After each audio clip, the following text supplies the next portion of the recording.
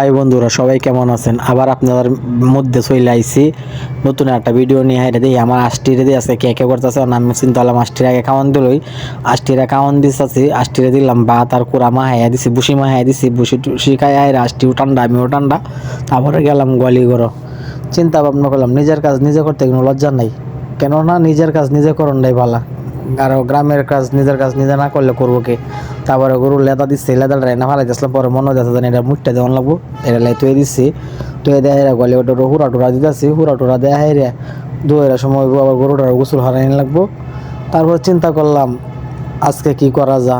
তারপরে চিন্তা ভাবনা করে হেরা গরুটার সুন্দর মতন সাপটা গলি ওটা সাপ করে হেরা পরে যায় আবার বন্ধ বন্ধ কাম আছে। আপনারা বন্ধুর কামও দেখাম কিছুদিন পরে। চিন্তা করি না যেন সব কামই পারি, আমার কেমন কোনো কাজ নাই যেন পারি না। গার্মেন্টস চাকরি কোন, বাসা বাড়ির কাম কোন, যা কোন সব কিছুই পারি ইনশাল্লাহ। যা আছে সব কিছুই পারি, নিজের কাজ নিজে করতে কোনো লজ্জা নাই। যাই হোক গরুটার দৌড়ের সময় গোসল করে গলি করে সাপ করতেছি, সাপ টাপ করে হাইরা পরে যায় খাইতে দিল্লা খাইটা হাইরা পরে চিন্তা ভাবনা করতেছি কি করন যা। আর একটা নতুন কোনো ভিডিও বানাই লাগবো, কি ভিডিও বানাই আমি এটাই চিন্তা ভাবনা করতেছি।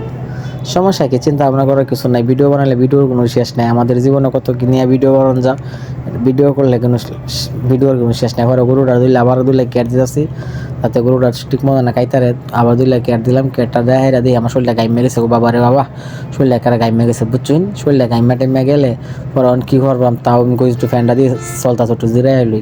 মানে ফ্যানটা নিচে খাই ওটু জিরাইতেছি, জিরাই টিরা হাইরা পরে যায় এবার বন্ধ। সবাই ভালো থাকবেন, আল্লাহ হাফেজ।